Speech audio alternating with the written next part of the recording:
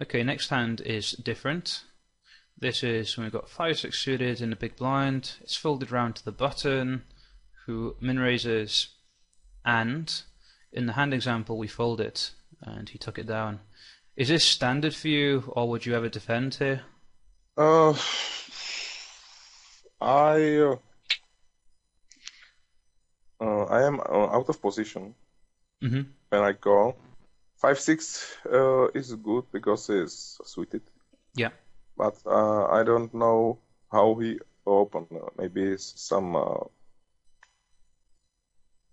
tight. Mm-hmm. I don't know.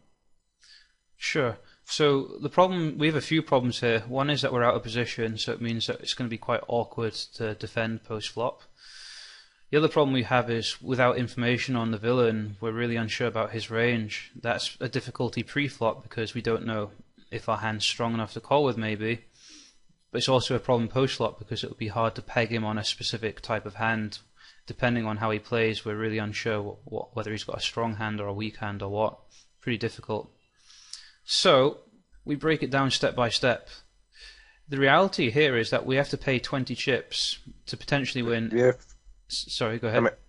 we have amazing pot odds. I know. Amazing pot odds, exactly. But having that knowledge means we've got to do something about it. We can't say we've got amazing pot odds and I'm going to fold. We have to say I'm getting amazing pot odds and I need to find any reason possible to call. That's what our attitude's got to be. And if you rail high stakes games, that's what you'll see a lot of. You'll be amazed at how crazy the players seem to be with the kind of defends they make and the plays. And it's not that I want to recommend that, especially for low stakes where players find it very hard to fold against you and you end up just having very little fold equity. But we can learn something from the high stakes games that pot odds is super important and can't be disregarded. And I'd like to demonstrate that point now as well. So we're getting, as you can see here, if you want to cheat, it's 4-1, but if we just look at the number of chips, it's 20 versus 82. It comes to the same thing, of course.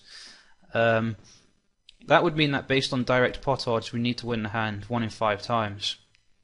That's not completely correct because not only do we have to pay 20 chips now, but we're more than likely going to have to risk we're guaranteed to have to risk chips post-flop if we want to win the hand, apart from if it goes checked on the flop, turn and river, and neither player invests any more chips. That's going to happen quite infrequently. So we can expect that we're going to have to pay an extra price to win post-flop by stabbing the flop, turn or river. And therefore the real pot odds that we're getting is less because we're not investing 20, we're investing 20 plus our risk post flop as well. And this is something which is a difficult concept for many people to understand. And that means that we've got to be a bit more careful here.